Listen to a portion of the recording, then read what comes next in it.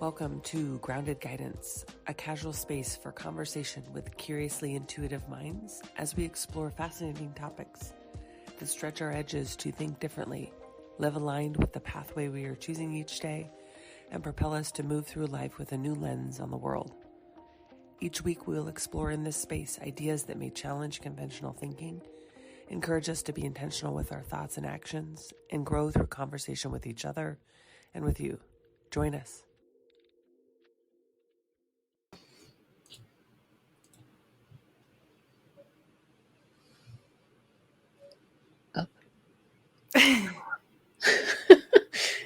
Every time. This is the struggle. You guys can start talking before. Oh, we can start talking before we can see ourselves. Hi. Okay. Hi, ladies. How you guys doing? How's it? Great. I've missed you guys. I know. I've missed you guys too. I know it's been like 2 weeks. Yeah, it has.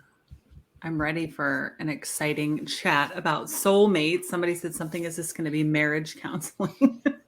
No, it is not going to be marriage counseling. Not tonight. Maybe next week. We'll see. Yeah, we'll see how tonight's conversation goes. Yeah, we thought we'd dig in and talk about all the different types of soulmates. Which is surprising because there's so many different ones. Yeah, I mean, who knew, right? I when you say soulmate, I don't really think of anything more than just, oh yeah, there's a soulmate, but there's lots of different types and theories and myths. Myths. Misconceptions. Yeah. Right. Like, I feel like as we've kind of dived into this topic, thinking about it last week, I've been having the thought of like, are there actually soulmates? I mean, I definitely believe there are, but I think it is also too, like, we meet people on like a vibrational level sometimes or a frequency, and maybe we think that they're soulmates is what I started thinking about. Abraham Hicks, she got me with that one, but The law of attraction. Law of attraction. Yeah, that's an interesting thought, right? I mean, does your frequency attract a specific frequency? And then what is that you're feeling when you meet that person? Sometimes it can be electric and explosive and fireworks. And sometimes it can just be like maybe it's just somebody that is really familiar to you. Yeah. I think that's what we talked about. Like, that's what it's like, a nice to see you again, friend. Like, it's been a whole lifetime since we've last seen each other.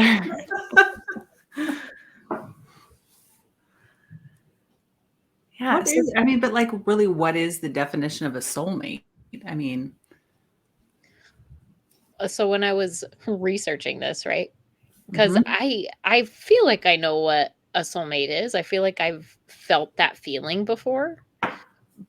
But I mean, along that line of, well, is it just an attraction sort of thing?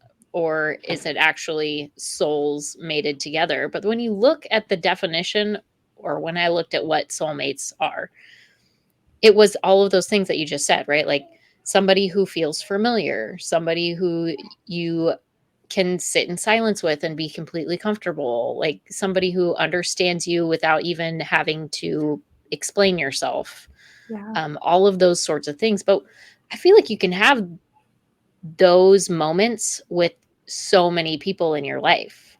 So is it that maybe there's a lot of soulmates? Maybe you have a lot of soulmates in your life that are, meant for different purposes, or I don't know. Yeah. And like, sense? hey, it's just said my cat is my soulmate. And I really do believe like animals are soulmates too. I think they come into our lives, or certain animals come into our lives when we need them. And you can feel that soul bond with animals too. Yeah, can we have more than one soulmate? Yes. I do not believe there's just one soulmate for everybody. I believe there's multiple soulmates. Now, I believe there's soul connections that aren't necessarily meant to be the person that you are in a relationship, like a romantic relationship with. I think there's lots of different Mm-hmm. soul connections that can happen. But yeah, it's definitely a feeling of familiarity, and there's something different about a soul connection or a soulmate. Do you guys think you've ever met a soulmate? Yes, definitely. Oh, you have. Yeah, I mean, and I don't think they're not romantic partners. Like a lot of mine were one of my childhood best, like my first friend from kindergarten was my soulmate, and she just like reflected a side of me that I has made me who I am today. But like she brought out a side of me that's like my most creative, authentic self, and together we just are always so creative and like magical when we're together. It's like you feel that magic when you're with your soulmate, I feel like. And you probably feel like there's no time that passes when you are with her. Like if there's a time that lapses between seeing her, you probably don't feel like you just pick up where you left off. Yeah. Mm-hmm. Yeah. How about you, Mrs. Movies? Is Mr. Movies your soulmate? Yeah, I think so. I think so. I think the universe pulled us together in a couple of different ways, even though we didn't connect at some of those points in time. I think when the universe continues to try and pull you in the same direction, it almost pushes you together, even if you try to push away from it. To me, that kind of says, oh, that person's your soulmate. You're supposed to be with that person. Can you share that? I love this little story about you guys. So when I was in college, I was in college and I was like, gosh, it'd be nice to have a boyfriend, right? So I went online because I'm an antisocial sort of person. And I was like, okay, well, let's do like eHarmony, right? That sounds good.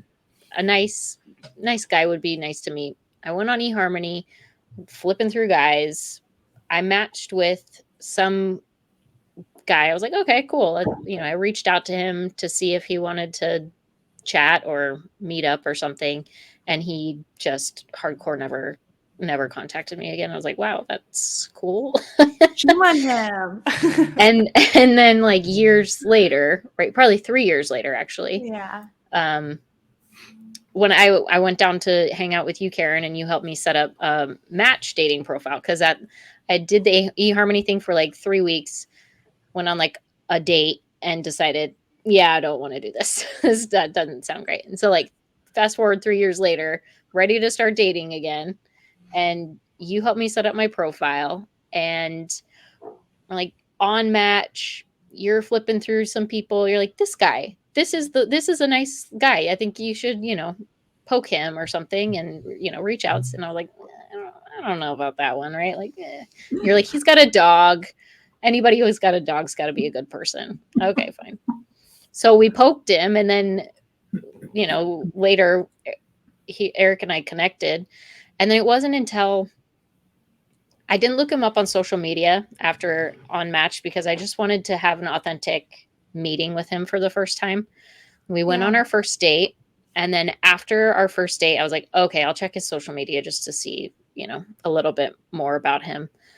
And on his social media is when I saw a picture that was very familiar. It was because it was a picture that I had seen on the eHarmony guy's profile years before. So the guy that I had reached out to on eHarmony those 3 years before was actually Eric, and we just didn't connect that time. Yeah. But the universe pushed us to connect this second time. Probably because he had some maturing to do, but and myself too, I'm sure, I just have to give him some crap because still maturing. Yeah, always. Divine But time, Yeah. yeah, I mean, it's situations like that where the universe continues to pull you towards somebody, even if it could be somebody somebody that you are always pulled towards, like a best friend, or somebody that you've never met before, and you just Yeah. happen upon each other, and then you keep happening upon each other. I don't know. I think we have lots of soulmates in life. Yeah. I also feel like I don't feel like there's a world that I could be in where my soul is not somehow mated to the souls of my children. Mm. And I don't know why that is, but I think I personally just refuse to believe that my soul doesn't also share a piece of their soul, and that we aren't connected for this life and for future lives together in some sort of way. That makes sense. So the interesting thing about soulmates is the connection you feel, you often feel like an instant connection, but the idea with it is that you really come together to help each other grow. You feel very comfortable in each other's presence. You support each other. There's a strong connection between each other. But it's not, I think sometimes there's this illusion that it's this fireworks and, oh, it's my soulmate and it's sunshine and rainbows all the time. But it's very often not that. That's my perspective. Yeah. Do you believe in like twin flames? Twin flames are an interesting concept because, the whole theory goes back to, I think it's the Greeks that say that when God created our soul, he split it in two. So then we could so there'd be two souls walking throughout the universe, and that we would have to find each other, whether we're living or not. That's kind of the shortened, condensed version.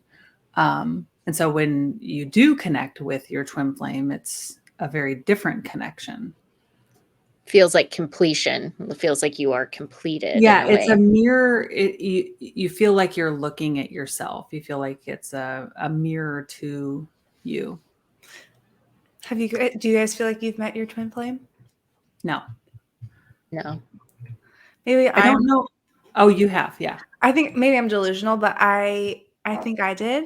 Mm-hmm. And because there's this like runner chaser dynamic too that comes with the twin flame. The what? A runner chaser. Oh, dynamic. yeah. Mm-hmm. But I think my twin flame, like you just said, reflected to me a lot of the qualities that I always wanted in myself, and a lot of things that I didn't embody at the time. And it was kind of like you're saying, it's kind of uncomfortable sometimes when you have to grow and learn through meeting your twin or your soulmate or a twin flame. But yeah, I think I met him, and like you want to be with them, but you don't always end up with like your twin flame. Mm-hmm. Well, hey, it says, what is a twin flame? Is it different than a soulmate? Well, Karen just explained it a little bit. Yeah. Well, I mean, yes. It's like it's one soul that has split. Mm-hmm. Yeah. And so you mirror each other, and you're a mirror image of each other. And when you meet them or find them, it's like looking at yourself. They often reflect your traumas, your life experiences, your life paths. A soulmate is often a connection to somebody else. You maybe have aligned values. You maybe have a similar path, but you see the world similarly. Mm-hmm. Twin flames can be very, very intense. But they're not always romantic. That's the right. Other thing that I think is really interesting. Twin flame isn't always somebody that you're in a relationship with. Yeah, I think, a couple of people are mentioning, would a twin be a twin flame? Is it, I think it could possibly be possible that somebody, yeah, it makes the most sense to me that way, actually, because a twin has shared DNA or, shared egg in some instances that splits, that they I've truly are also like heard, one person. if you think back to, if we really look at this maybe from a soul, when the soul is created and then the soul incarnates over all of these different lifetimes, there's a very good chance that if that idea of twin flames is true, that they may not even be incarnated, Oh, yeah. right? You might Here find them in a on Earth different at this point. lifetime. Yeah, exactly. Interesting. Yeah. So maybe we all have a twin flame. We just haven't found them yet. Correct. Very cool. Very cool. Well, they talk about twins have the twin thing, the Telepathy, yeah. connection. Yeah. I just watched a video of two little girl twins, and there was like this divider in between them, and that they had these colors lined I out. saw that too. Yes. Yes, Yeah. That was so cool. Putting up the same color, Yeah. especially when it's children. Like, Just on the exact same wavelength, right? Yeah. Almost sharing the same brain. It's so cool. So interesting. Another interesting thing about twin flames that I have known people that have met their twin flame, but they can also, twin flames can be confused with very codependent relationships and people who are narcissists. I think that's important to distinguish because I think people get really obsessed with the twin flame yeah. idea. And then it's like, oh, I think this person is my twin flame. And then it becomes this relationship that you can't live without, when really it's probably not your twin flame. It's just unhealthy. It's just an unhealthy relationship. Yeah, exactly. Exactly. Right. I've seen that a few times. Yeah. Do you think that's like a karmic partner? No, that's a good question. I think karmic. Yeah, I think that can be something entirely different. Yeah, that one I couldn't that one, that type of soulmate didn't resonate with me. Karmic soulmates. Yeah. Yeah.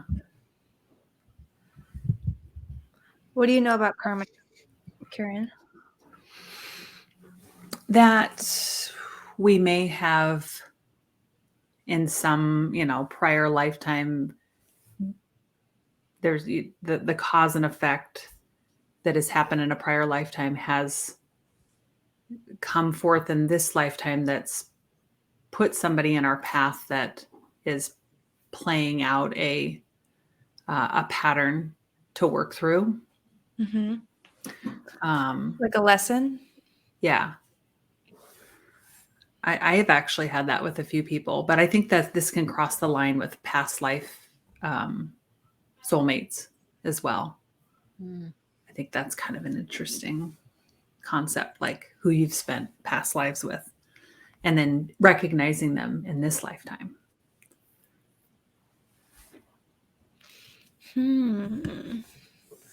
I had been wondering about whether a personality type can drive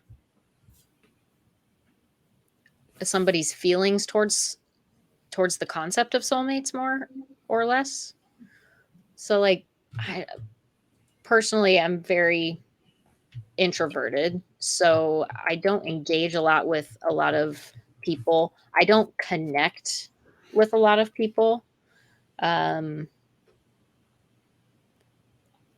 I don't feel a lot of attraction towards people, if that makes any sense. So when I do feel attraction towards people, it feels like something of significance. Yeah. So I don't know if that is like a misinterpretation of, because I lack those feelings lots of times, and then when I feel them the infrequent times, I think that person's probably connected to my soul in some sort of way. That's what I've been wondering in the back of my mind for the last few days. I think you're really dialed in.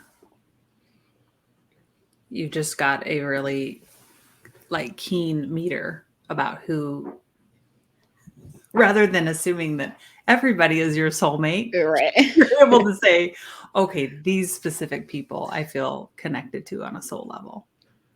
Yeah. Because I could probably be more on the spectrum of like over everybody. assuming that somebody could be nice. Because you connect with lots of people. I mean, your personality type, you connect easily, or maybe not easily, but it seems to me as an outsider that Yeah. you seem to connect easily with people, and you have attraction to people quickly on not just physical attraction, but different attraction levels quickly. And I have never experienced that.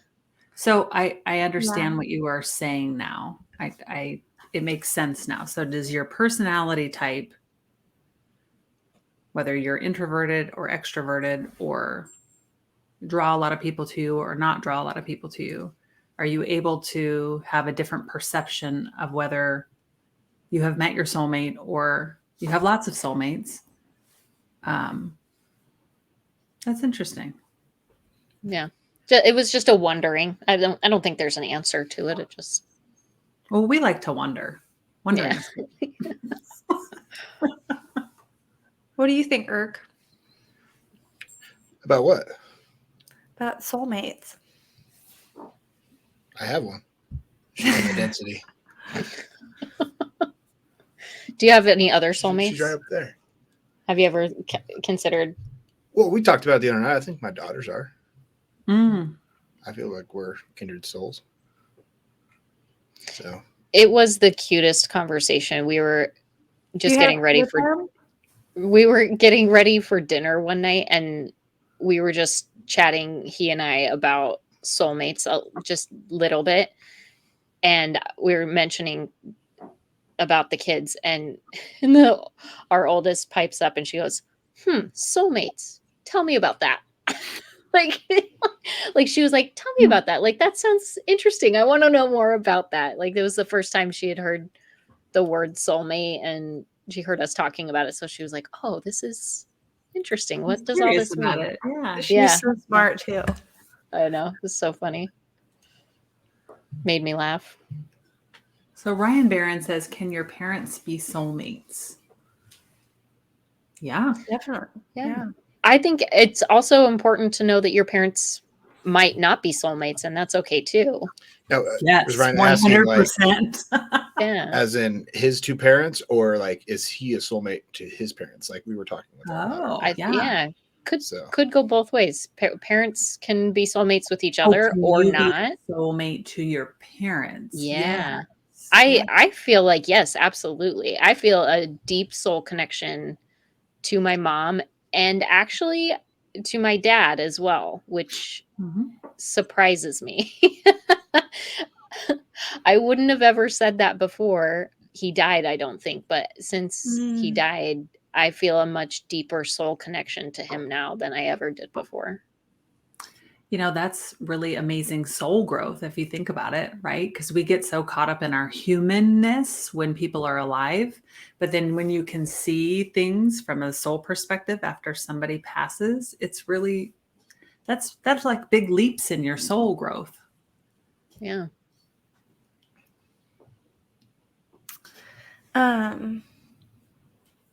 This seems like a hearty comment. Let's see what this one's like. I feel like since our souls are energy, and when we die, we probably go back to wherever our energy originally came from. Maybe our soulmates are part of the connecting energy we came from.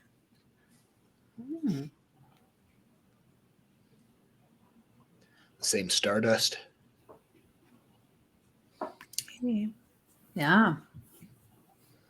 Ashes to ashes, dust to dust, right?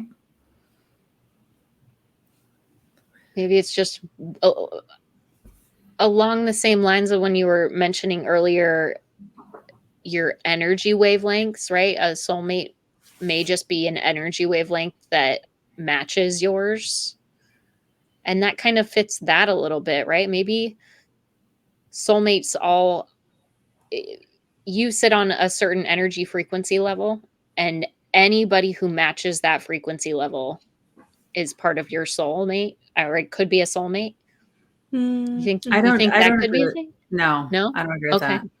Only because I feel like I am able to match some frequency with people, but I can immediately tell that they're not Okay. like we may vibe, we may have similar views and thoughts and viewpoints, but But and not we- a soulmate.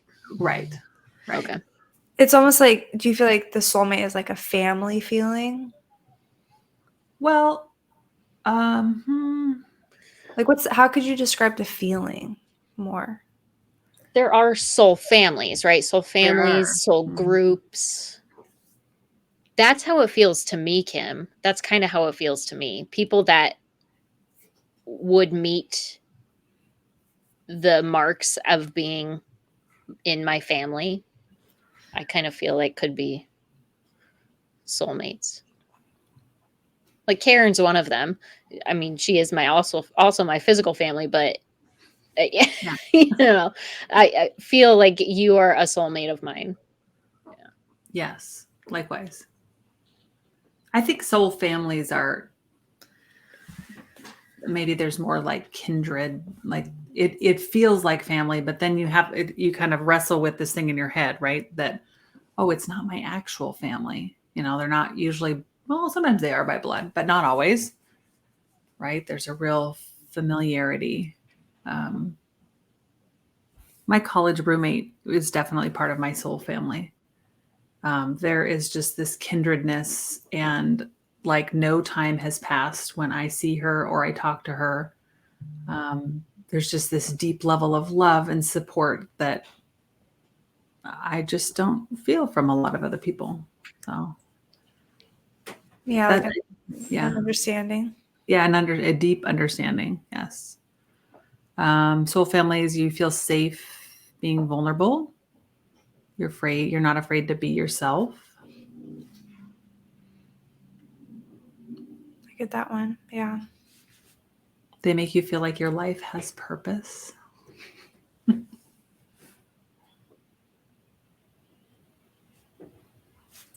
Have you guys had animals that are soulmates? Definitely. Yeah. Urk Mhm. has. I know Urk has. Rupert? Definitely Rupert. Yeah. And I think Howdy too. I feel like Howdy and Rupert are kindred souls. They have so much in common they never met. Do they have a lot of the same like characteristics? Do they do a Yeah. lot of the similar thing? Mhm. Yeah. Yeah. It's Same with, interesting. yeah, same with our labs. Like Allie and Madison are very similar souls. Yeah, I have you can see up over here a little picture of my little Cute. soulmate dog. Do Raining Madness. Yeah, I for sure soulmate 100%. She still comes to me in dreams and in meditations, and she still guides me, and I mean, there's not a day that goes by that I don't think about her. It is, as I still see her sometimes too. Really? Wow. Yeah, You guys are really connected. Oh yeah, really connected. Yeah. Well, like for our girls, Rupert is connected to the rainbow now because it was, Yeah. was it the week after he died? We had Oh. thunderstorms and rainbows like the following week. And that was kind of like we were trying to decide if we should get a new dog or not. And him showing up in the rainbow kind of like was the okay. And then just this last week, we had a thunderstorm with rainbow, and the girls came up and were watching out the window. And Charlie said, "There's Rupert. He's in the rainbow." As soon as she said that, huge lightning strike. Right the second after. It was pretty cool. Cool. And it was like The thunder. The thunder was, was so loud it shook the house. It scared Howdy. He jumped onto the couch where we were all sitting. Yeah, It was so funny. And Howdy's not afraid of thunder. No, he's not afraid of thunder and lightning at all. Wow. And how cool that she like intuitively knew as like she was like probably 5 or 6 that it was Rupert in a rainbow. Mhm. That's so cool. So it was like the closest strike we heard that night. And it was right after she said, "There's Rupert." That's In the rainbow. crazy. The rainbow was so cool too. It was all the way from like end to end. and it made everything inside the rainbow look lighter and everything outside the rainbow was darker. Oh, cool. It also almost looked like a looking through camera a lens. lens, It was like looking through a camera Oh, lens. no. And that lightning bolt hit right in the middle of that camera Are you lens. kidding It me? was really cool. Yeah. And nobody got a picture, right? No, I was recording like 10 minutes before that. Yeah. He missed that part of the recording. Wow. I think we should come back to this comment, Raining Madness. Yeah, thank you. What if Yeah, you go read ahead, it. Kim. No, you What if someone who is very guarded emotionally for whatever reason would that prevent noticing a soulmate, or would a soulmate theoretically break through that guard? That is a great comment. I think my ideas and perceptions on it are that in order to meet our soulmates or meet our soul family or twin flames, we have to remain open. We have to live with an open heart and be willing to meet people where they're at. Not everybody's going to be a soulmate. Not everybody's going to be a soul, family. And then be patient with ourselves. They do say, though, that the twin flame relationships would be able to, it is almost destructive how when you meet that twin flame, whether you're in a relationship or not, it can be very, it just can blast through anything that you have going on. Blows the doors wide open. Yeah. So I think it's a good, yeah. I feel like, yes, you probably have to be open in order to acknowledge or be able to acknowledge that person is your soulmate, to realize that person is your soulmate. But I also feel like if you're not ready for it, your soulmate will find you again, right? Like, it's not a one and done. You missed him, you're never going to see him again. Like, yeah, I mean, I'm curious to know from our audience how many people think we have one soulmate, right? I believe we have many people that we can connect to when we're Earthside. It's true, like what's meant for you won't miss you. Like you two didn't miss each other. Just wasn't right. Yeah. The timing. universe is a way of pulling you back together if you're meant to be together in this timeline, in this lifetime.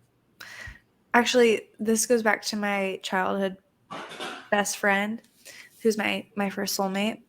We like grew up together, and in 6th grade she moved away, and we always told each other when we were little that we were going to meet each other in California. And we had a falling out when we were about like 21, and we just like didn't talk for about a couple of years. And then she got a job, and it just so happened to like bring her to California, and I happened to be in California, in Southern California, and we came back together because it was like divine timing that we like had grown. And yeah, it was just, That's amazing. we just kept finding each other. Now, what about the soulmates? This has always really interested me, that are there just for a time, a season, a purpose, or a short window of time, right? They're there to teach you a lesson or to help you with something that you have going on in your life, but they're not necessarily meant for you to hold on to and have for till the end of time. Yeah, Michael just asked a similar question. Are soulmates always permanent? And yeah, I don't. No, I don't. They aren't. No. Mm-hmm. Yeah. I believe that a lot of people show up just at the right time for a specific purpose. Yes, absolutely. And once that person or that soul has helped your soul's growth accomplish what it needed to, then your souls no longer need to be together. They no longer require each other. Yes.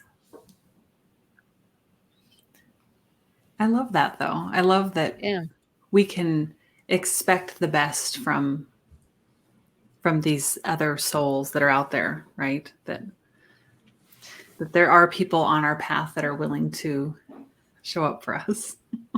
Yeah. If we're open to it, right? Uh-huh. Yeah.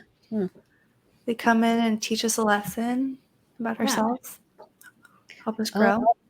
That's interesting. One of the commenters said, I don't think people just help and then dip out. No, I mean, know that's I know for me, I always feel some sort of like there's always some sort of spark when I meet a stranger that's kind or connects with me in a certain way or helps me find something along my path. There's always something that I'm like, that there was something really special about that person. But then it doesn't go any further than that. That's it. It just, and it's not a as if they're moment in bowing time. out. We're just moving along on our path. But I think that they were at the right place and I was at the right place and we. No, it's like one of those friends that you may not see them all the time, but every time you're together, it's like you pick up right where you left off. Yeah, but that's not a temporary soulmate. That's just a soulmate that you just don't see a lot, right? I'm just saying, a lot of people are wondering if, like, Galaxian asked, can soulmates ever divorce? Not all soulmates are. Very true. That's right. Not all soulmates get married. Mm-hmm.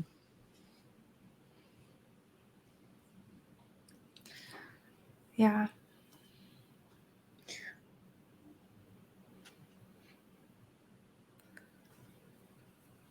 What other comments do we have there? I know that there's a couple that were starred as.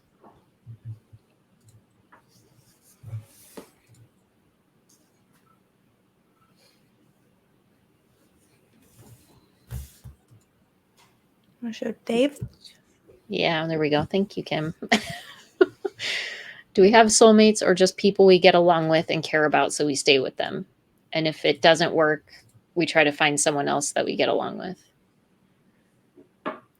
I mean, that's the pragmatist's view of it, I think, right? Like, well, I don't know. I don't like, even if I didn't like him, I still feel like I would be needing to be drawn to him and stay with him. I just don't feel like. Okay, here's a good example. Think about the people you work with. Are they people that you would consider soulmates? No. Yeah, me either, right? Not a single person. They're people I like. I get along with them most of the time, but I do not consider them soulmates, right? I know when I have connected with somebody in my soul group or my soul family, but these aren't necessarily the people I'm romantically interested in. There's just a deep kinship. I feel like the way it feels for me is when I'm with a soulmate, it feels like we're just like in the flow of life. Like what we're doing is like, it's like exactly where we're meant to be. Or also it's like going back to learning the lessons of you're together because you might be having to learn or getting a reflection of a hard lesson you're supposed to learn for your soul growth. I don't know.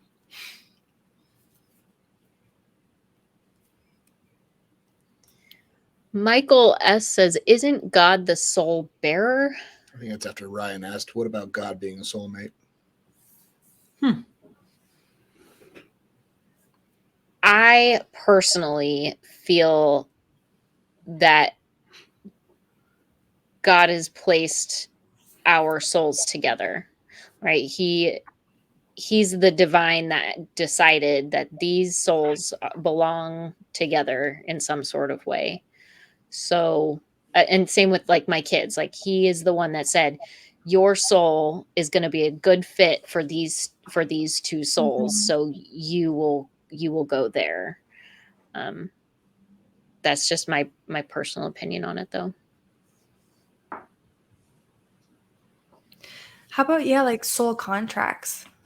Like we all come into this life with soul contracts with people. What do you think about that, Karen?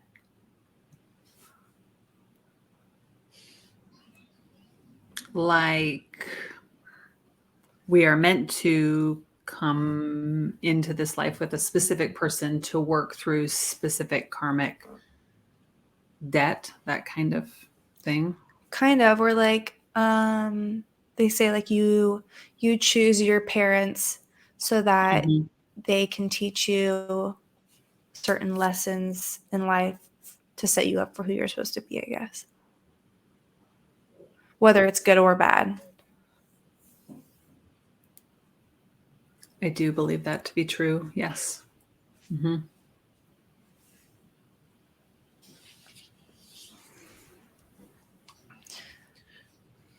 Dave wants Hey, to it's know, Dr. sorry, go ahead. Just Hey, it said something about, or you said something earlier about his cat when he mentioned it earlier, but didn't want to know.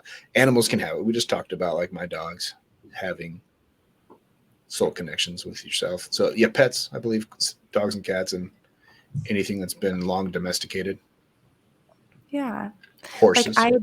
I adopted a dog in California, and while I'm his mother, I think I brought him into I brought him into this life so that he could be connected, or into our family so he could be connected to my uncle, because those two are soulmates.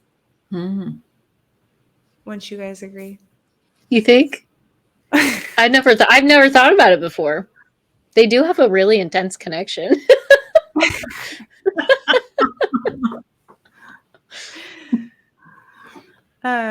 But Dave said, can you have a soulmate with someone you don't get along with? Or is that like maybe a karmic partner? Yes, I think that person that's there for your soul's growth. That person is there for your soul's growth. Soulmates aren't always really happy and joyful and Right. loving. I think Always they a can positive be, situation, right? right. They can be there for the evolution of your soul on its earth side, right?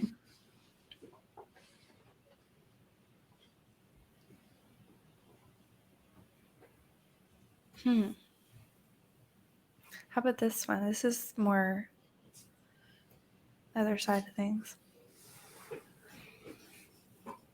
Given the randomness of life, don't you think soulmate is a rather pretentious term? Yeah, it could be. Mm-hmm. If you think that life is random. Mm-hmm. If you don't think life is random, then no. You're right. Yeah, is everybody we meet just a random stranger on the street, right? Do we not have any connections to anybody? It's an interesting thought. I mean, I think that goes back to like law of attraction, and you are attracting people and situations that are matching your vibration and where you're at. Michael says,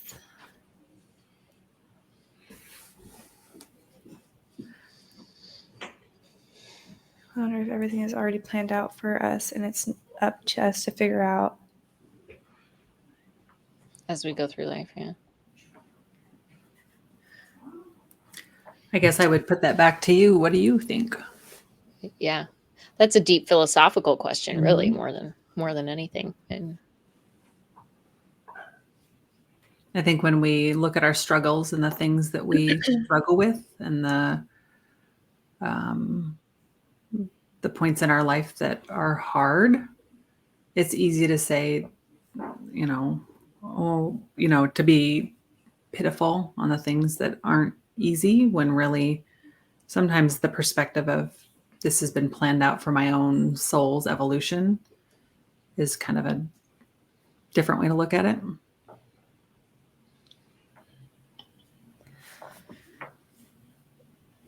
Do you think things are planned out for us? I think there's a loose roadmap, and then we all have free will to execute accordingly. Yeah. I think that's a great description, a loose roadmap. I think there's definitely a blueprint that is laid out, and there's some options for deviation, but not not many. Like it's got the built-in, it has the options built in, right? Sort of like a choose your own adventure. Yeah. Yeah. I left those Choose your books when I was a soulmate. kid. Yeah, like know you why. can go this way or this way, but either way, you're still going this way, you know? Like I'm still pushing you that way. How about like this is off topic of like soulmates, but like illness and things like challenges that come into your life. Do you feel like that might be kind of divinely planned? I think so. Yeah. Like we chose those challenges in life? Yeah. Mr. 88 says, my wife of 27 years passed in December from leukemia. We met as teens in college and were together for 10,100 days and never had a crossword the entire time. Life is not the same. I'm sorry for your loss. Yeah, sorry, Mr. 88. Yeah, that is a beautiful soulmate story. Mm-hmm. 10,100. That's a good number. Yeah. Mm-hmm. I love hearing those stories. It's very inspiring. Yeah, that screams soulmate, doesn't it? Mm-hmm. Never a crossword. How great is that? Yeah, that's incredible. That's two patient people, is what it is. It's like, wow. Yeah, and how amazing that you two got to experience each other like that. Mm-hmm. Or that you found each other. Yeah, right? you found each other.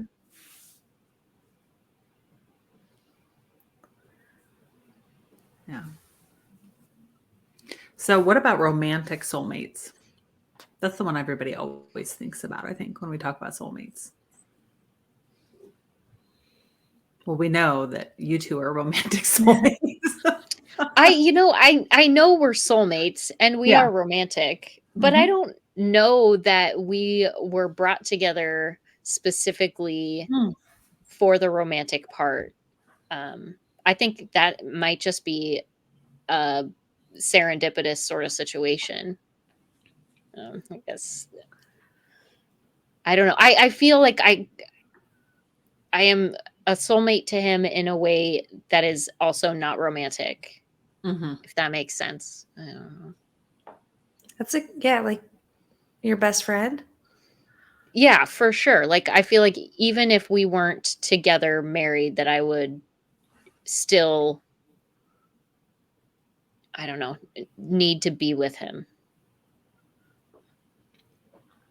on a friendship level, or because he just feels like a comfortable pair of slippers.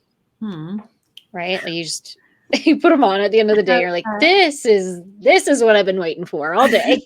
This freaking pair of slippers. And Mr. Movies, how do you feel about that? I think she's my romantic soulmate. Okay. Good answer. But it's just one of the reasons, it's like she gets up before me. She's dressed. I get up. I jump in the shower. I come out in a shirt. Turns out we're wearing the same exact shirt. We're always putting on the same damn like clothes. It's so annoying. People probably think we try to match. We don't. We just randomly wear the same clothes. Wait, that's crazy because every time you guys come over, I always think it's like you guys wear the same t-shirt on purpose. No. He and I are always, that's always just happenstance. And then we usually put, if we're both wearing Batman, like we just both happen to put Batman on, and we're like, okay, well now we'll just put the whole family in Batman. Why not? I know, that's my favorite part about when you guys come over. It's like, okay, what character are they going to be today? Yeah. we have just similar tastes in t-shirts, I guess. So something about soulmates: an effortless ability to communicate and understand each other without words. There you go.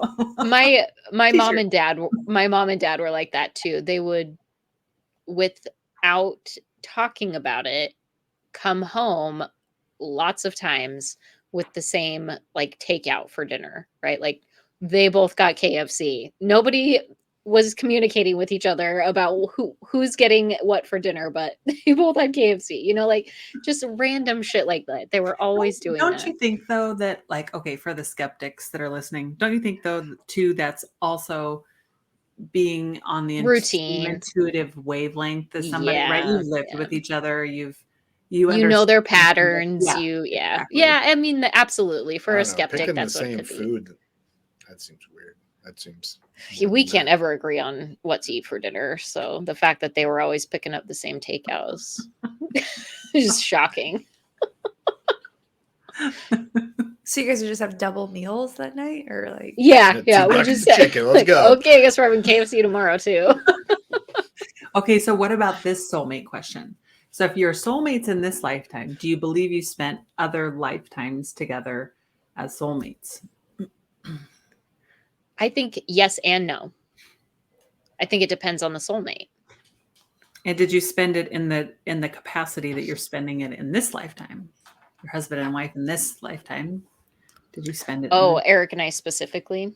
Yeah. I think he and I were soulmates in a different lifetime. I don't think it was romantically. And maybe that's why I don't feel like he's my romantic soulmate now, because maybe I'm remembering him from a different time. Like as your brother or something weird. No. Like more like he was my dog or something, right? So if you go back to the whole concept that when our souls were created and then across all of these different lifetimes has the same soul found the same group of souls in each lifetime. And have you, if this is your soulmate, have you traveled together across many lifetimes in different capacities? Just something to think about. Yeah, I think I need to ponder that a little bit more, but maybe tune into that a little bit more. Mm-hmm. I wonder if a past life regression would help. Yeah. Maybe you don't think you have a romantic soulmate because you don't think you're romantic yourself. That could be. That could be. Maybe Because I'm just not a romantic person, really. She doesn't like flowers.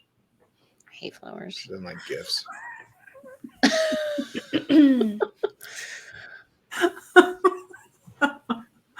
Yeah, what's I your love language? Mine? Yeah. Yard work. Acts of service. Yeah. So yard work, good answer. It really is. I mean, if he goes out there and does yard work, he gets Then a really she's big romantic. high five. Yeah. Wait, what is A high five. And then she's romantic. Yep. Yeah. Yep. Yep. Then she becomes your romantic soulmate. Yeah.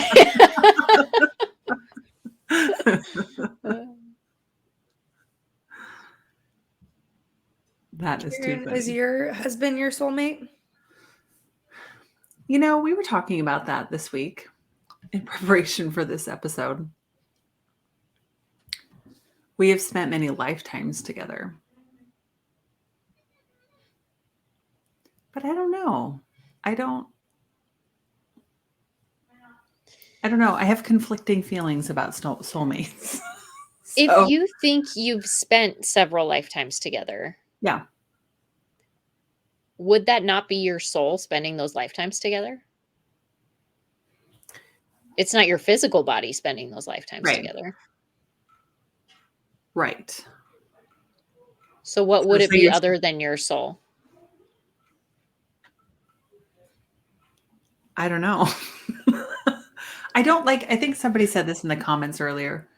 The word soulmate is very sensationalized to me. It's like very romanticized. It's very sensationalized. And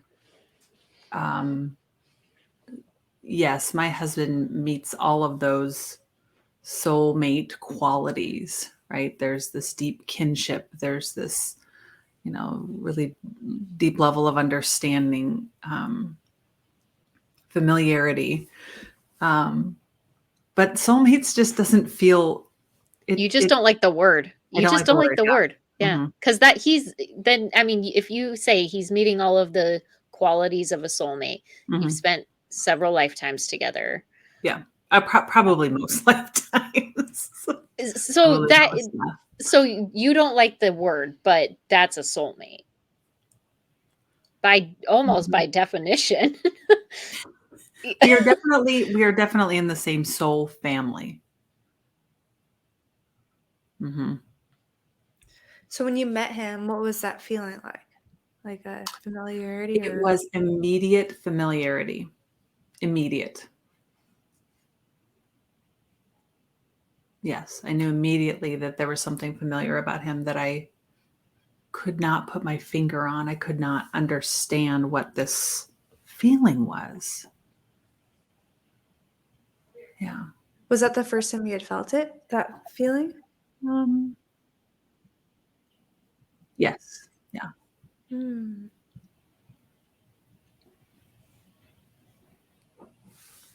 I don't like the word. I think that's what it is. Yeah. I don't like the word. We should just call it something else then. Are like kindred spirits the same as soulmates? Or is that a whole different category of things? I don't know. I don't know that either. Kindred spirits. Soul dudes. Soul dudes. I like that better.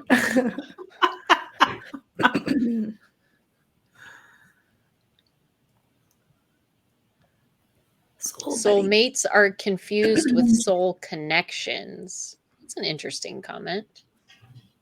You know you found your kindred soulmate when you pretty much agree on all the small and big stuff. You love the same things, laugh at the same jokes, agree and disagree with love and affection, compete with gusto without bitterness or jealousy. That's a See, kindred spirit. Yeah, that's the one thing about my spouse is we are here for each other's growth.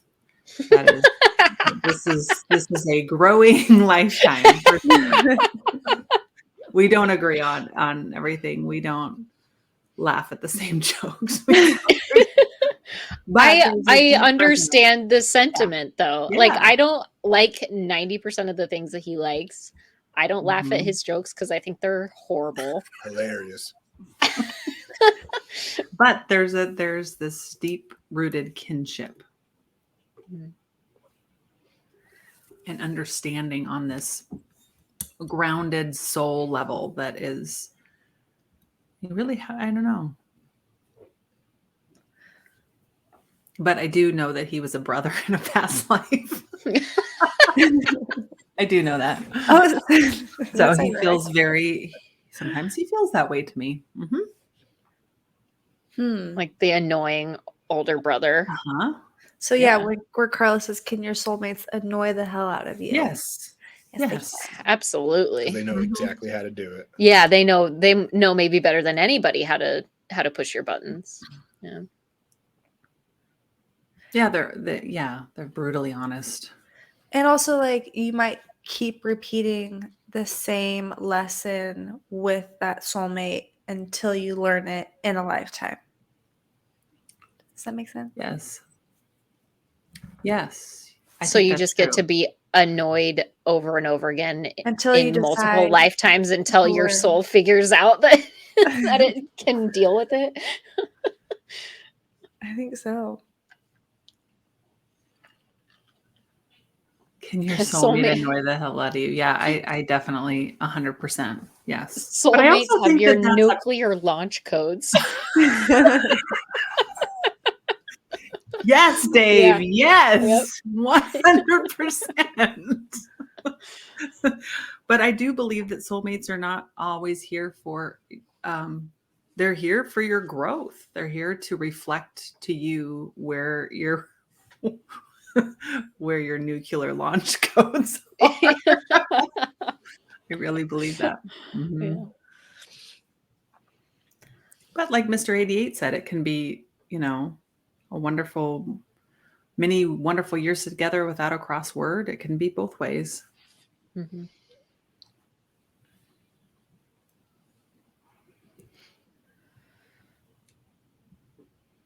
So Weird Soul says, just logging on for me, my soulmate is my old boyfriend from the 90s. I was married 22 years. As soon as we separated, I reconnected with the ex. Only reason we aren't together is he's in Canada. Fascinating. Yeah, this was somebody you probably connected with early on.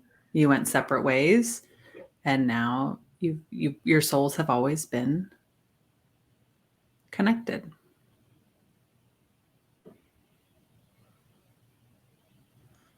And I'm sure you've probably thought about this person a lot over the years too. That's fascinating. Yeah, Crystal said found she a way misses back. him every day. Aw. So Tim says, I'm a therapist in a private practice, but I feel that soulmates is a bit corny.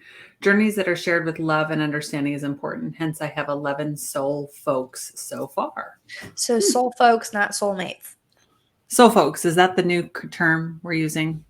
See, I feel like they're kind of corny too. Maybe that's the word I'm looking for. It just feels, I do like the idea of a soul connection, definitely, but soulmates just feels so, it feels like such fantasy to me.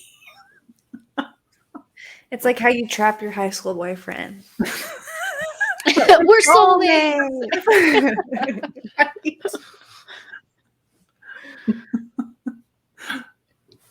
Yeah, I can see that the terminology itself is a little off-putting just for that reason.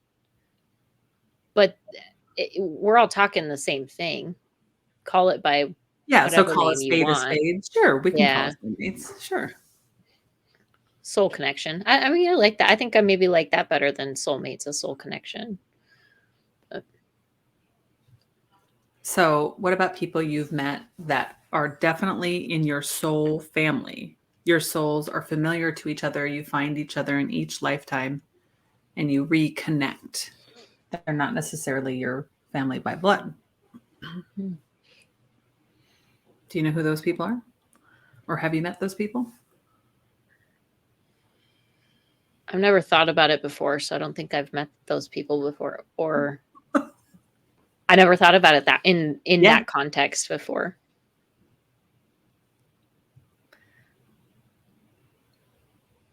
I feel like I have, yeah. I don't know. I think it goes back to like I had a soulmate in a past lifetime where we keep kind of relearning the same lesson, but we're not learning it. When I did my past life regression, I told you guys about this in the last episode. But I feel like that lesson of us like not being afraid of seeing each other or being seen with each other keeps kind of coming back up in each lifetime because we didn't learn it in the last lifetime, and we haven't learned it in this one yet either. So Maybe in the next one. maybe next time. Christian says, I just call my soul people who don't want to make me want to vomit when I look at them. Honestly, Christian, that's similar to, I mean, if I had to explain it, that's a similar way that I feel to the soul connections that I have is when I feel comfortable with somebody. I don't feel when I feel an attraction towards somebody, they are my soul people because I just want to vomit when I look at anyone else. Yeah. You know, that's a really good point. Like when you think about, we definitely know the people that are not aligned with that are not our soulmates or our soul group or our soul family. Like I know right away. Okay, there. And it's not just inflammatory behavior or that they're rude or They just feel wrong. They Yeah. just don't feel Yeah. like the kind of people you want to be around. Yeah. Yeah. Yeah. So there's definitely an understanding there for me, at least. I know like I have like a lot of social anxiety, but when I'm with my soulmates, it's like that just kind of dissipates. Like I know I can just be myself 100% without any filters or anything and not feel like I need to puke. Yeah. Well, I think that's the whole point. They bring out and strengthen the parts of you that are Yeah. Just less confident or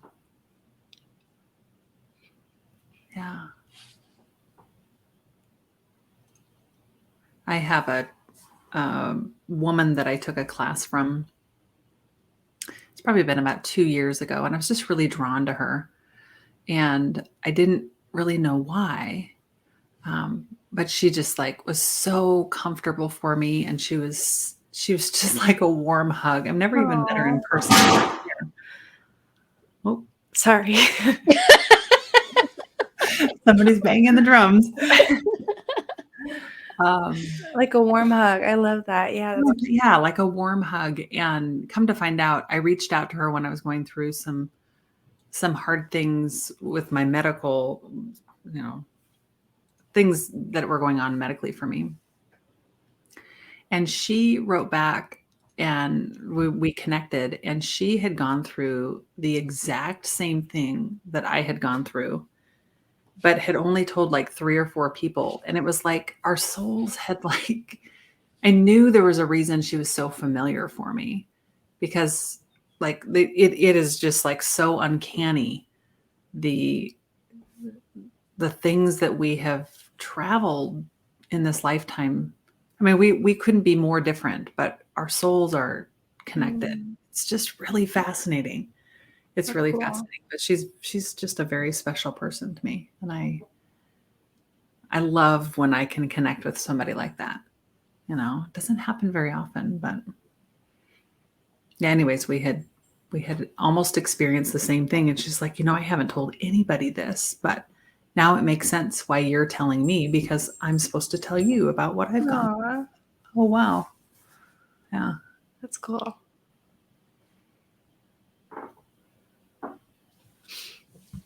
Yeah. Yeah.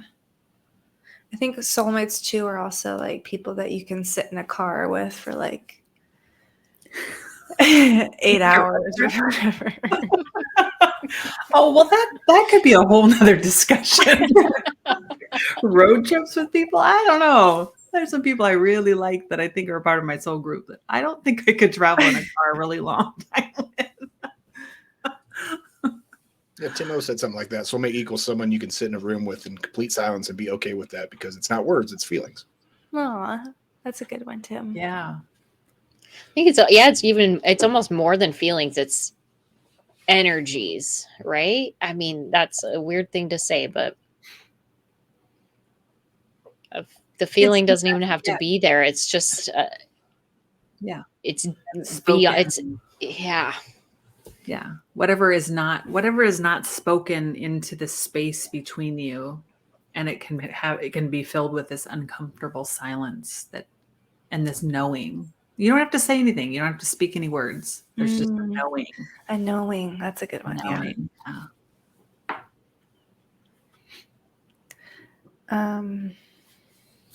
I will be right back. I have to pee. Sorry. You go, girl. Unfiltered. Oh shit. Oh shit. Are we going with you? What is she doing? Keeping it real. Yeah. That's so funny. Oh my gosh, that's funny. Yeah, I was curious about if anybody has experienced meeting people in this lifetime that they have spent past lifetimes with, or knowing somebody in this lifetime that's close to them that played a different role in a past life, and how that is like helping with your soul growth. Or there's a reason, there's always a reason why. I think that's kind of an interesting concept.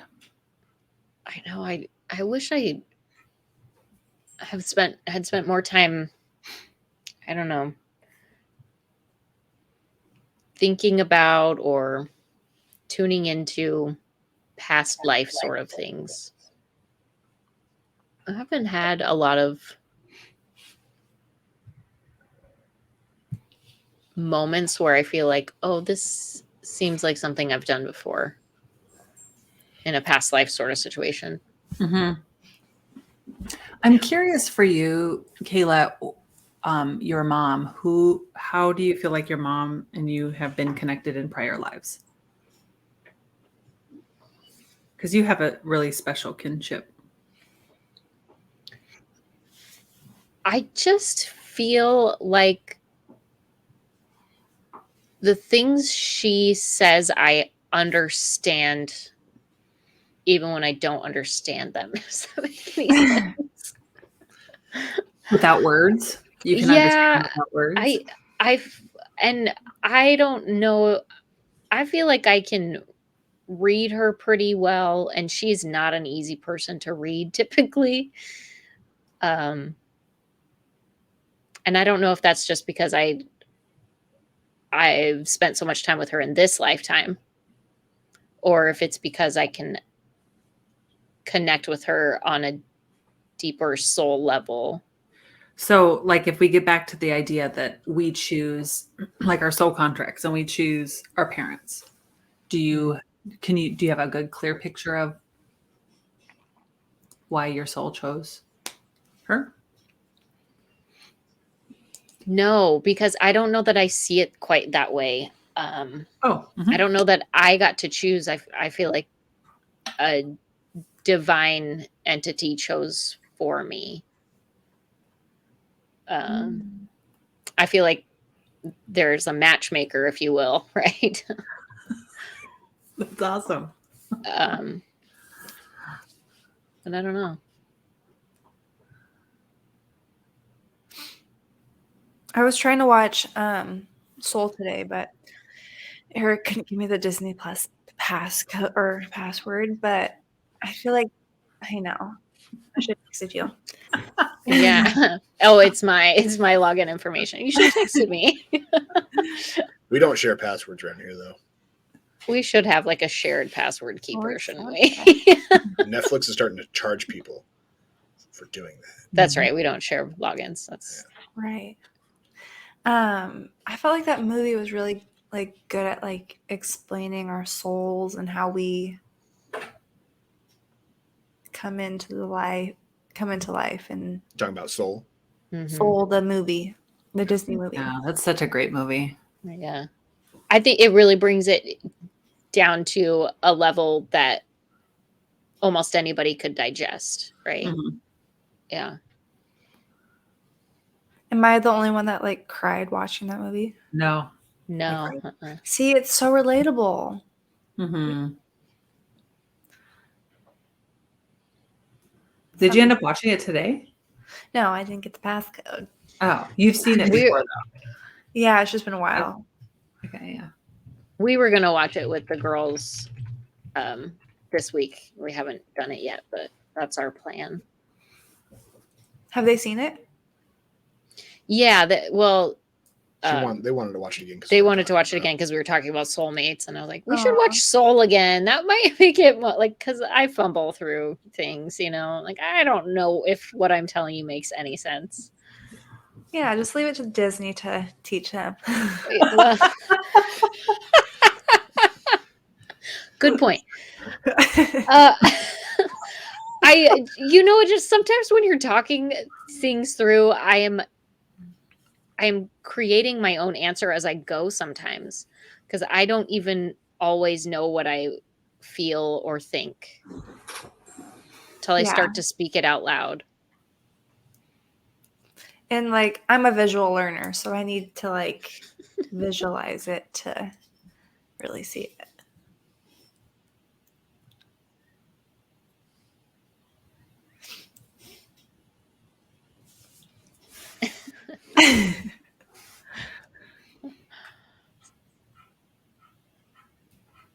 How about this? Chris Bloomfield. Eric, you read the comment. Yeah, go ahead, read Soulmates, wouldn't there have to be a yin to a yang? Examples: someone in your life that pushes you into a different direction than what is otherwise supposed to be. Much like starting a reaction channel with your husband. Good example. And she is I the think- star of the show. I don't think she ever thought she'd do that. I think there are Something like that. those soulmates that do provide that yin and yang sort of balance, right? They help balance you out a little bit, but I don't think that's necessary. I don't think that's all of the soulmates that you'll engage with, just some of them.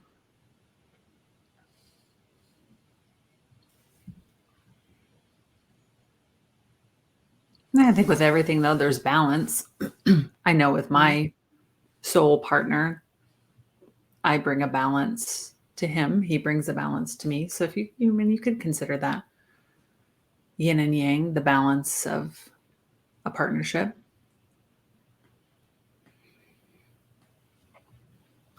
You know where I think we balance each other really well? When I'm angry, you're calm. And when you're angry, I'm calm, which is I do notice which that is about you always guys. nice. Yeah. But you We're guys hardly are ever we're hardly ever angry at the same time. but there are moments where you're both happy at the same time too. Yeah, that occurs also. Yeah. Sometimes.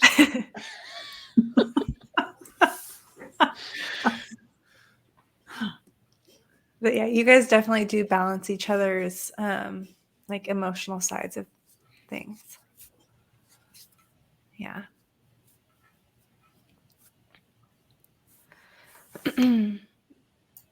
How about Tim's comment about past lives? Karen, you read it. I have a different approach to past lives, more DNA. I exist from a lot of dead folks that I carry. My older siblings would say that I remind them of a grandfather I never knew. Yeah, so I think we touched on this maybe in our last episode when we talked about our ancestral lineage versus our past life lineage and how they may intersect or might not intersect. So I think that you bring up a good point, Tim. So if we look at our past lives, or we look at our ancestral lineage, like your great grandfather back 5 times, how does that intersect with your soul and the past life you may have had 5 past lives ago? And do they intersect or do they not? Right? I mean, that is like something I really have to think about. Is the best way to engage with a past life, or I mean, is a past life regression the best way to do that? To figure out what your past lives are or were, and Yeah, I would Yeah. say so. Yeah. are there other ways to do it?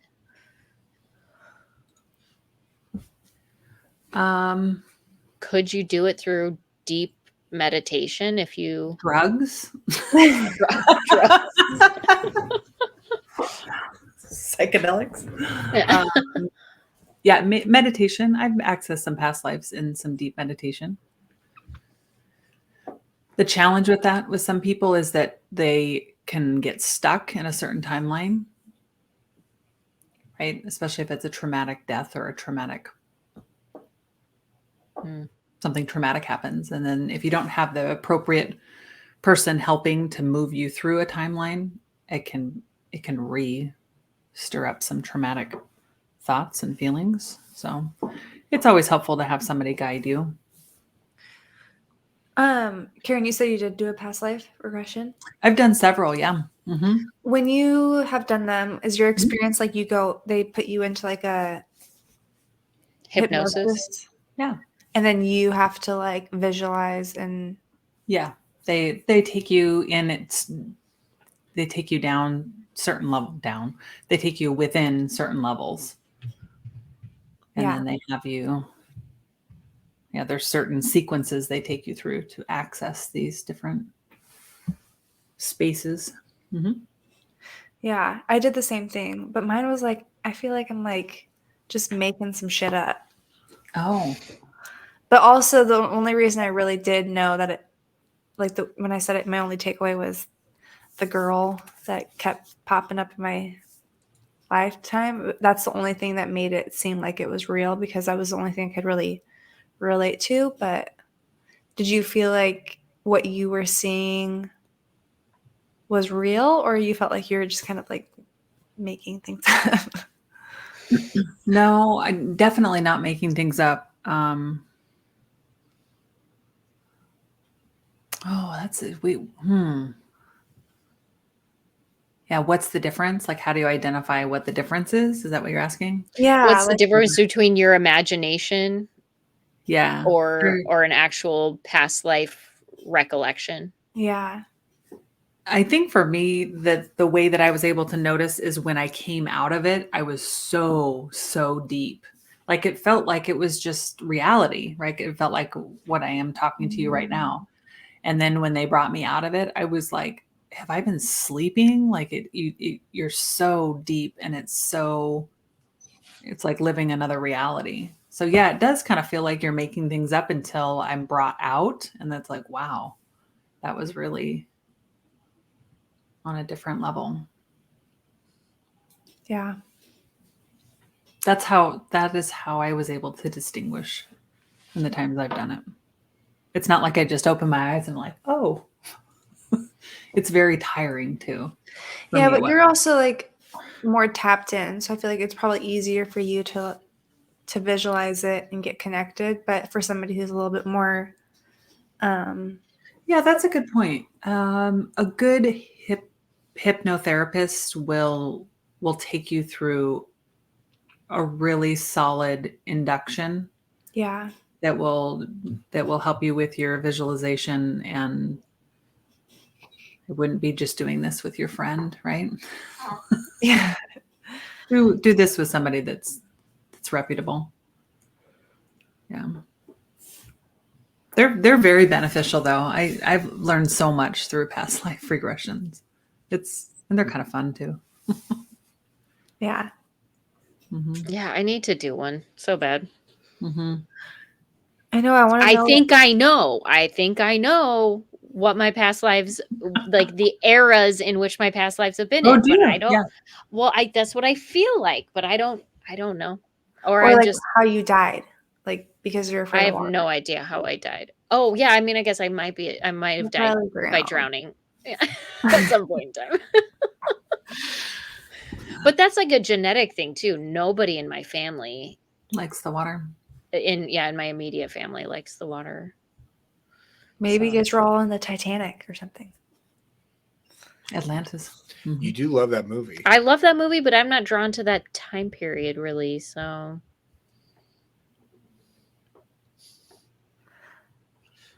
Carlos says, how do you explain going from believing a person is your soulmate to believing they are not?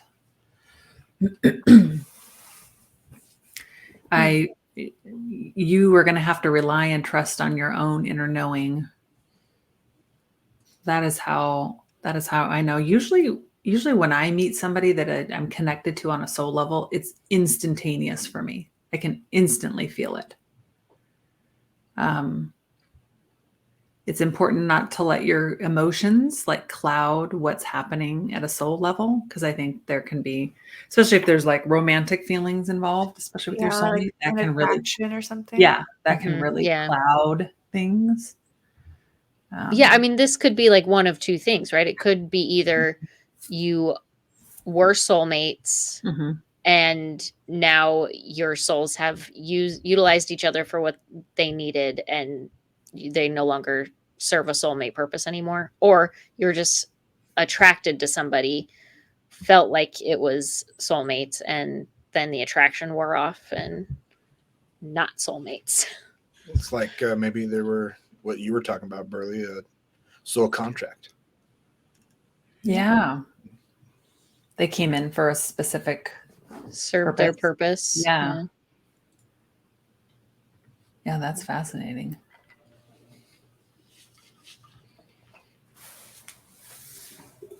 Or it's cool when you like meet somebody and then they connect you to more of your like more soulmates. Yes. Has that happened to you? Yeah. I met one guy on Tinder, actually, the only guy I've ever met on Tinder.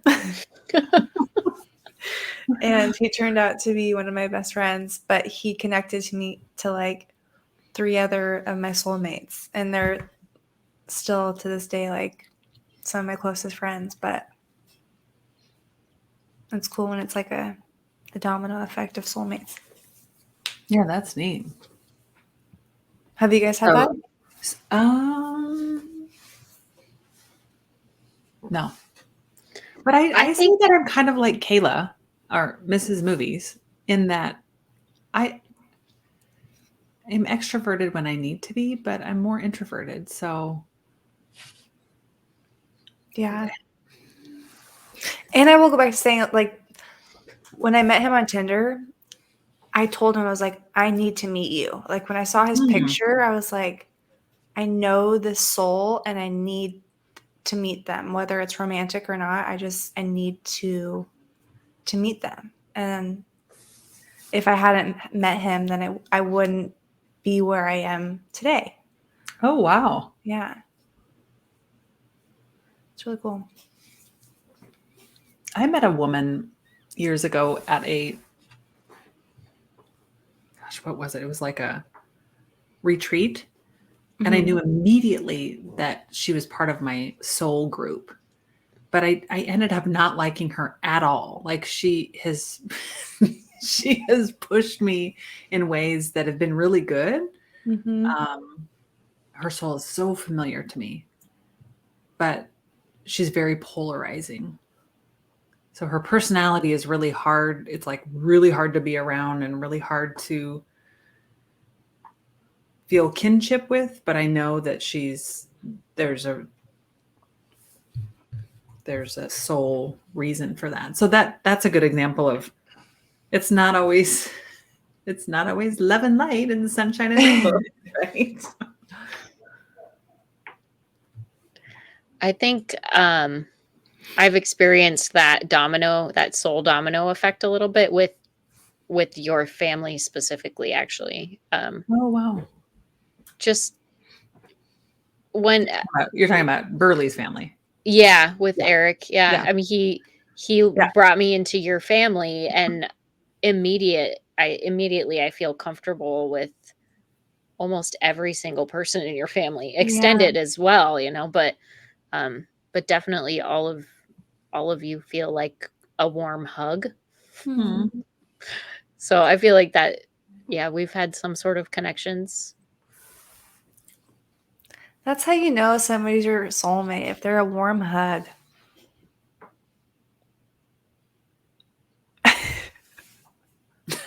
I love that. I mean, really.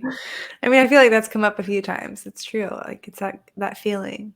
You can tell a lot by an actual physical hug too. I don't know. The way somebody hugs you tells me a lot about who they are. My spouse hates hugging anybody, so I don't know if that's I know. True. So I think this is interesting. This is kind of the soulmate myth. This is where I get a little skeptical. So there's plenty of reasons to be skeptical about the idea of a perfect person being predestined for you. After all, most people don't stray far when finding their partner. The majority of Americans marrying someone from the same state as them, the majority marry somebody from the same state as them, and 43% marry someone who they went to high school or college with. 43%. Wow, that's a high percentage. Yeah. I didn't go to. Well, I went to high school. I didn't finish college. Isn't that interesting, though? I mean, did you just read that online? Yeah, I found that one online. Mm-hmm. Interesting. I mean, it resonates with me. My parents were high school sweethearts. My brother and his wife were, junior high school sweethearts. And they're all connected on soul levels too. Yeah. So is that soul family? Is that just who's in proximity to you? Like my husband and I, like we didn't even live in the same, like we're completely across the United States, and was random weekend camping that we met each Divine other. There's timing. no, there's just no other way we would have met, right? So it's just, I think those are the coolest stories when it's like it was that one fated moment that brought you together. yeah, it's so interesting. I wonder if it has to do. I mean, yes,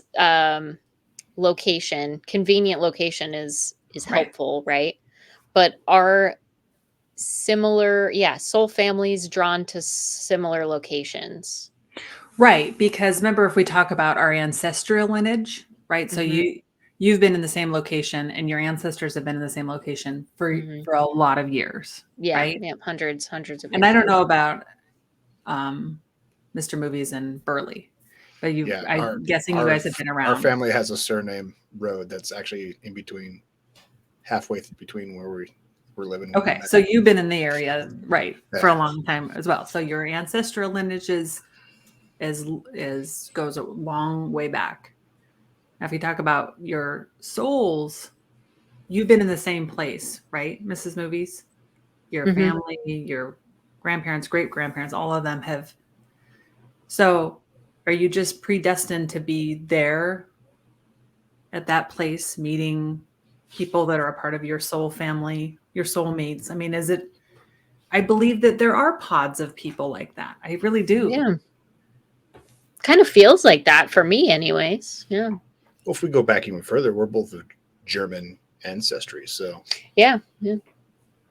Yeah. So then, yeah, do right. I'd like past to. lives back in the homeland. Yeah. Right. Maybe we shared past lives together back then, huh? Could have been making strudel together somewhere. Strudel.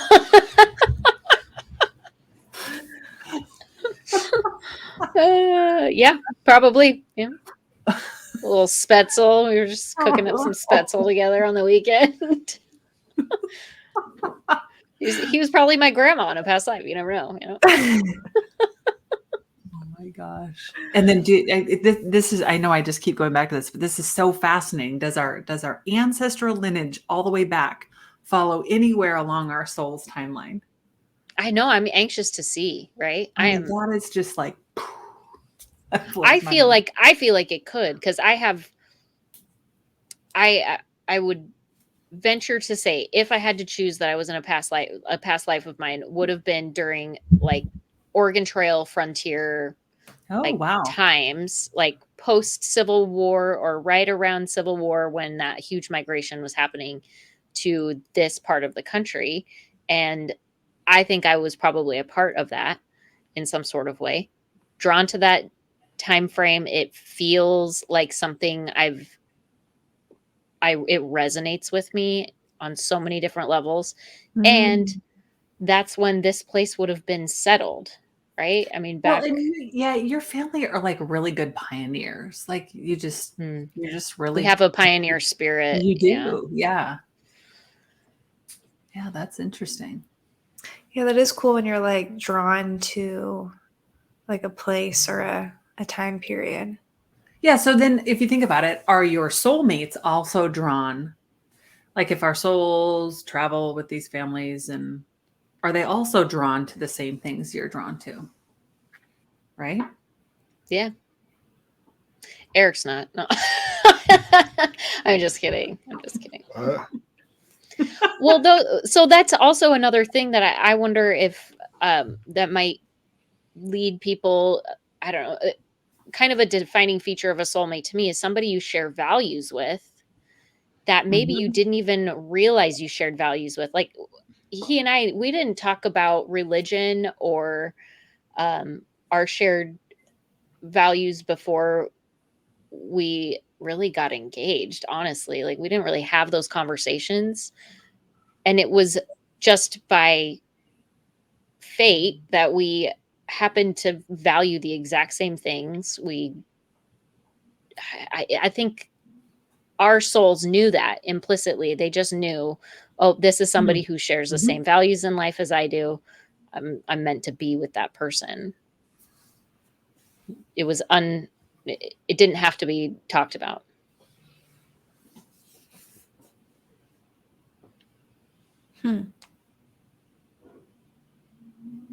Yeah, we didn't have to talk about.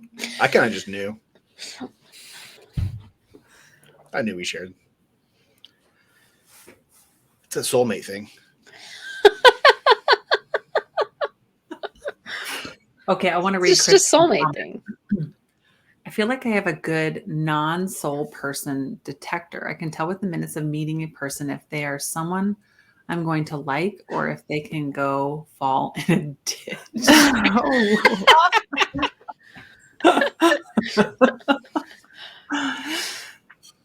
Yeah. Mm-hmm.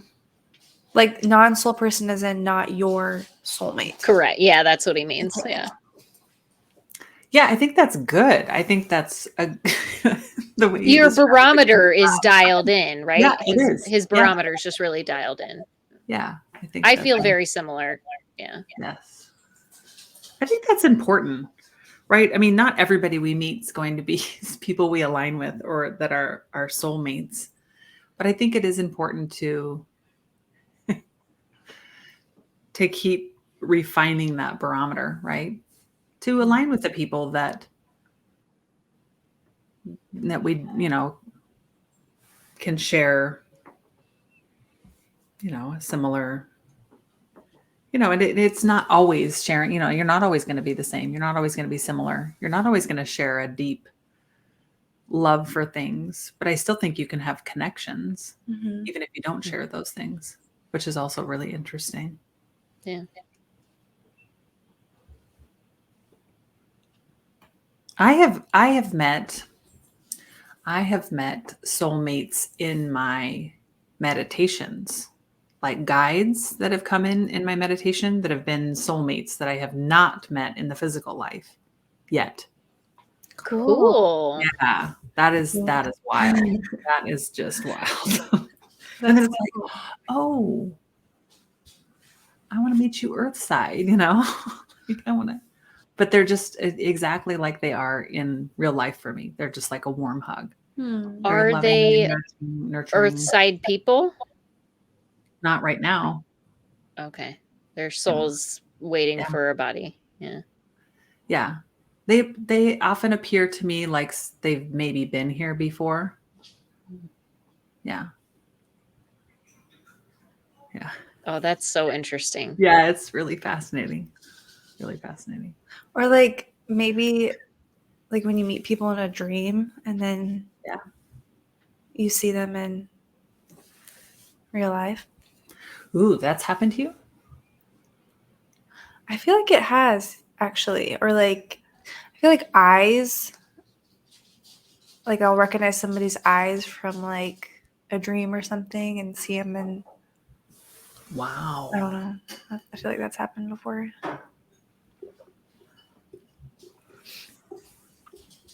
Well, they do say eyes are the windows to the soul.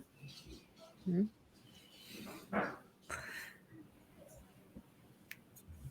Have you guys watched that I Origin documentary? No, what's that about? No. I haven't either, but I heard Tell us all about it. I heard like a backstory about it, and it's like our eyes are the sorry, this is Coco. Like when we die, our eyes go into like a new body, and when you can recognize people. I'm gonna have to watch it and get back to you. It was really fascinating, though. So, I Origin. If anybody's seen it on Apple, let us know. I Origin. So you watched the trailer for it? Somebody just told me about it. Oh. I don't have a lot of context with it, but Origins. It's a 2014 movie. I Origins. Yeah. Never heard of it. All right. Well, we'll have to come back to that topic at a later date.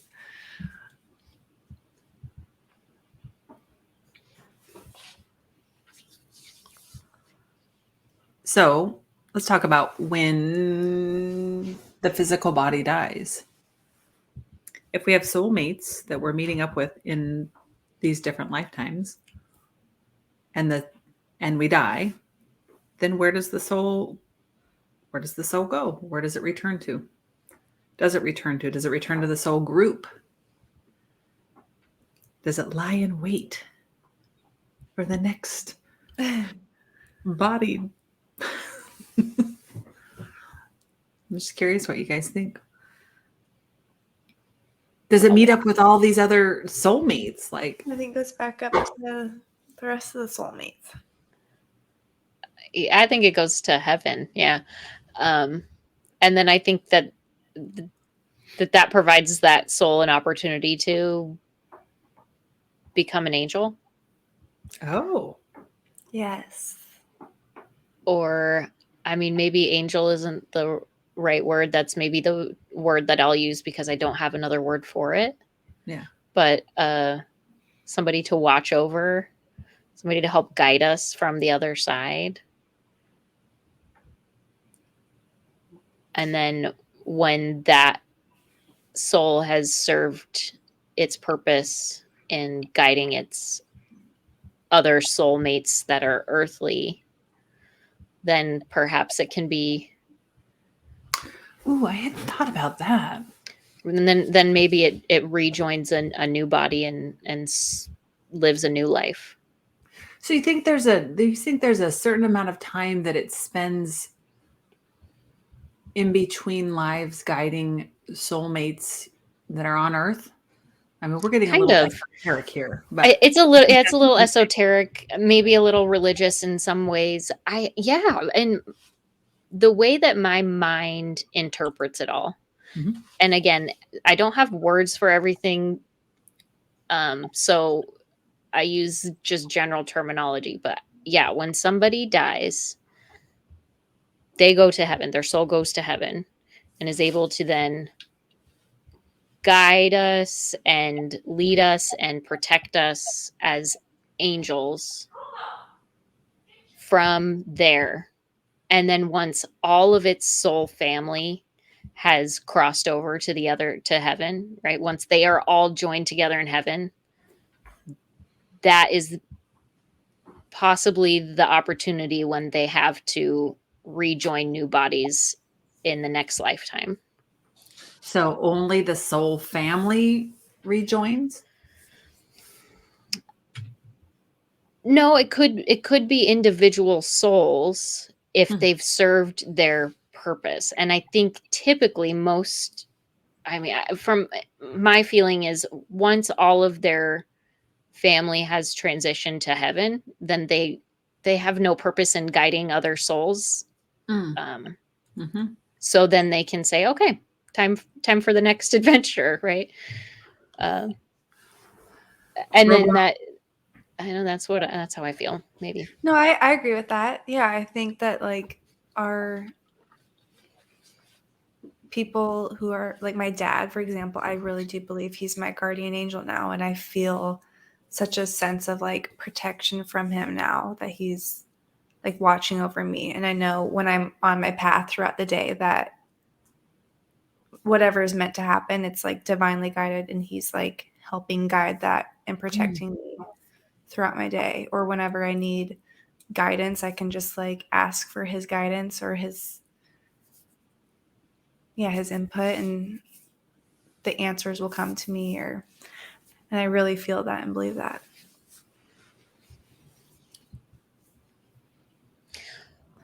What do you think, Karen? I'm interested to hear what you think, because you are tapped into some of those souls on the other side. Well, Yeah. Go ahead, burst our bubble. No. That's not what this is about. I think we all have really interesting perspectives. I've actually done a life review. So there's ideas and thoughts out there that when we die, our soul does a life review and is able to see all of the people we have interacted with, all the choices we've made, all the things we have done. And then with that life review, we are able to see choices we can make to help our soul evolve in the in-between lives, and then life beyond lives, and then our next lives. So I've actually done one before. It was really interesting. So I do believe I believe it happened to me while I'm still living, to be able to have an understanding of kind of what happens when we transition back to our energetic self. It's made me a lot more aware of how I carry myself in the world, just knowing that everything I do has an imprint somewhere. Mm.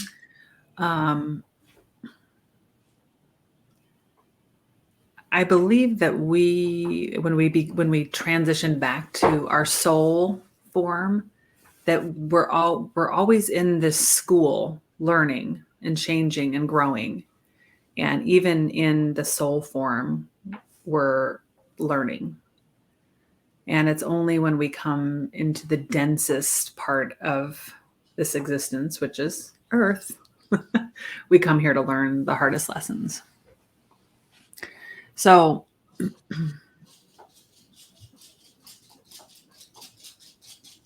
who's playing the marimba or the maraca or Those are something? Coco's nails. Coco's feet. Oh, that was distracting. Yeah. So, what were we talking about? I get off on this tangent. So you called it a soul review. So the soul, is it called transcendence when the soul jumps into the next level, or is that something different? I don't know if I have a word for it. Because in my mind, I kind of see it as the soul starts as like a baby soul kind of, and then with every lifetime it progresses, right? It's sort of like almost like the soul has its own life cycle as well. And then once the soul's full life cycle has happened, and that could be, lots of lifetimes, could be hundreds of lifetimes, it could be dozens of lifetimes. It just depends on the soul and how quickly it evolves. Yes. And then yeah. Well, and the soul review was so interesting because I hear so many people say, I'm not doing this again. I'm not incarnating to Earth. It's too hard. Well, that's your ego talking, right? You're here for soul growth, and it's not easy. Mm-hmm. This is not easy work for any of us, right? And to evolve that soul is really separate from what's happening physically. So it's not, we all know we all know deep down it's not easy work. And so when I hear people say that, I kind of chuckle because this is a dense place to be. This is not an easy road for any of us, right? There's a lot of things to be sad about. Right. Yeah. But how about, I like this comment, or I think we do keep coming back to make. That's kind of what I'm talking about, right? Like the soul has this whole life cycle. And then once it's reached the pinnacle of its life cycle, once it's learned all of the lessons that it's learned, it's made all of the right choices, it then becomes part of, God's divine universe, right? Forever. Yeah. I think that resonates. And it becomes something like an archangel or something like. Yeah. I mean, everything's a frequency, right? And I think as we raise our vibration, whether it's here on Earth or in our in-between lives, the angelic realm is quite a high frequency. We're talking like the 12th dimension, right? Oh. We as humans exist down here in the 3rd dimension. So yes, I do believe that is what could happen for sure. So maybe Kim and I call it angels, guardian angels. Mhm. maybe they're not guardian angels quite yet, right? That's Right. the easiest way to interpret their guidance Sure. and direction is as a guardian angel.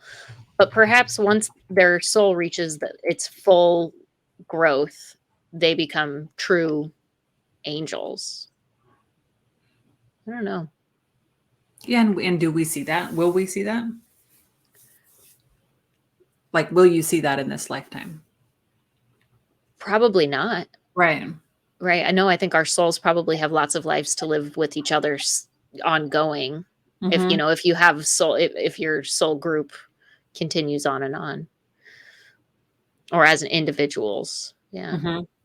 My soul definitely won't. I'm not evolved enough to Your think that soul this won't do is what? well, I'm just thinking like, is this my soul's last lifetime? Am I going to learn Oh, all of the lessons that is my right. soul going to learn all of the lessons that it needs in this lifetime? I don't think so. No. Not But I ready for also think that. I think it's kind of an ego trap when people say, "I'm not incarnating again. This is, this is it. I'm tired of, coming to Earth." Well, That sounds more like just, yeah. I mean, that's not your soul speaking though. That's right. somebody's physical body speaking, saying, Right. I'm too tired, too lazy, not ready to do it. But your I soul think- doesn't have those right. choices, right? Right. Right. Yeah. Yeah.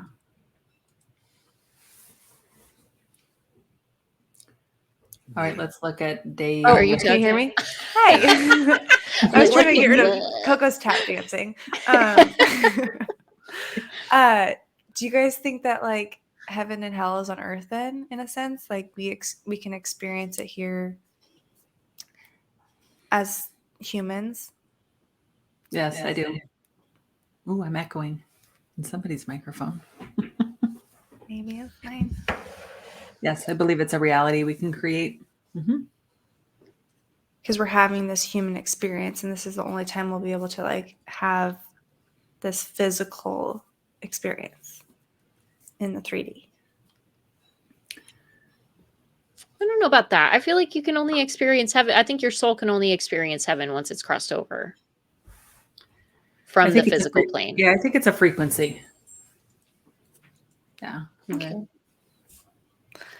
When you die and say, I'll be waiting for you on the other side, do you think that connection will still be there, or will your soul move on to a new soul to connect with?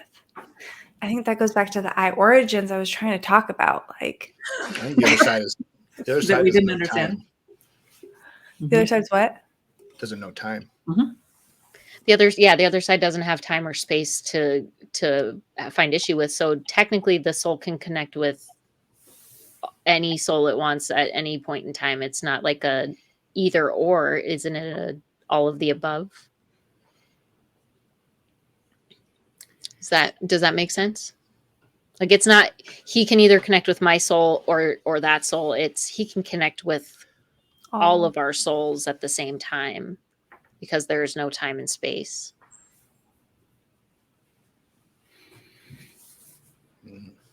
I don't know. Well, and I think that we tend to think of, I'll be waiting for you on the other side, like it's going to be this exactly like the reality is here.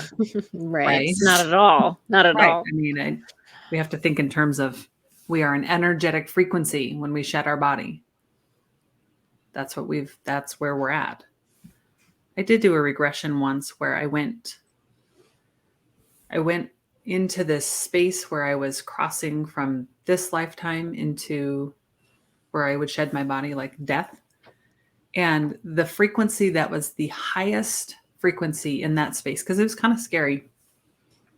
Death shouldn't be scary, but it was kind of scary because it was unfamiliar to me, was love. Love is what I felt. That's what was familiar. That's how I recognized people.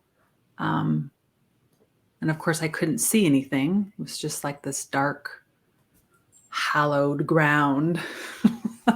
But it was love that kept me kind of buoyant. Yeah. Interesting. Beautiful.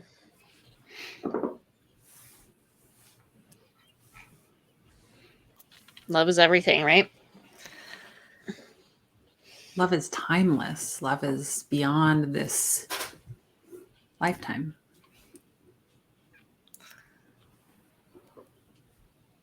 And I believe that's how we will recognize those that say, I'll be waiting for you on the other side. It's the frequency of love is how we're going to recognize them. Yeah. Yeah. That seems like the perfect place to throw our grounded guidance down for the evening and Aww. wrap I up. want to read this by Skylar 715. This is such an Yeah. interesting conversation that makes me think in different perspectives. And I just subscribed to the channel for more like this. Well, thank you, Skylar. We're glad you're here. That is exactly why we're having these conversations. Yeah. We just want other people to think of these conversations and be interested also. Yeah. Glad you found us. Okay. Grounded guidance. You guys ready? Let's do it. This is a fun one. Kim, I think you're going to get excited. Expand, open up to the possibility of what lies in wait within you. Ramadasa. So Ramadasa is a mantra for healing. I'm going to give you a little background about it. Ramadasa Sa Se So Hung is a mantra, and in Kundalini Yoga, there is a powerful mantra that heals by tuning the soul to the vibration of the universe, which is pure and without disease or pain. So you can find this Ramadasa Sa Se So Young on YouTube. One of my favorite versions of it, though, is Ajit, Ajeet. So I think that's so interesting that came up. You can kind of explore a little bit more about what it is and what it means. Okay, so moving on. Loosen the reins, stay centered. You can weather any storm, but you must remain tethered. Find your ground and know your purpose, and allow it to become the heartbeat of your work. Ignite the light within you. There is a divine spark within all of us. Allow your heart to feel the depths of whatever it is at the forefront of your mind right now. Exist from a space that allows you to lead yourself down a path that supports your own inner evolution. We become free when we dwell in possibility. Ramadasa. Ramadasa. Yes. Sa. Ramadasa. Sase long dong. Sase So Hung. Sase so hung. Thank you. You got some work to do. It really is quite beautiful. Yeah. After it came up, I thought, I wonder what that was about. And now I know. It almost sounds like a breath. Yeah. It's like beautiful. the way that kind of rolls off your tongue. It almost sounds like you're breathing. Yes. Yeah. So explore that this week. See what comes up for you. I like that. Yeah. Thank you all for being here tonight with us. Yes. Thank you. If you haven't already, like, comment, subscribe, go to our Grounded Guidance channel where you can find this recording just right after this is over. And come back next week for some more Grounded Guidance, right? Yeah, so from now on, all of our grounded guidances will be unlisted after the live stream. And if you want to watch them, if you're already watching them and you're trying to catch up, you'll get to this at some point and you'll be like, oh, it's no longer on their channel. We're moving it. All of recordings will be moved over to the grounded guidance channel. And eventually the live streams will start over there. So make sure you're subscribed to the channel that's just got linked in the chat for future episodes. And Yeah, we will look forward to seeing you over there. On our Any parting words from anyone else? I love you, soul dudes. For the soulmates, soul dudes. I love it. Thank you all for being here. We'll see you next week. Bye, everybody. Bye.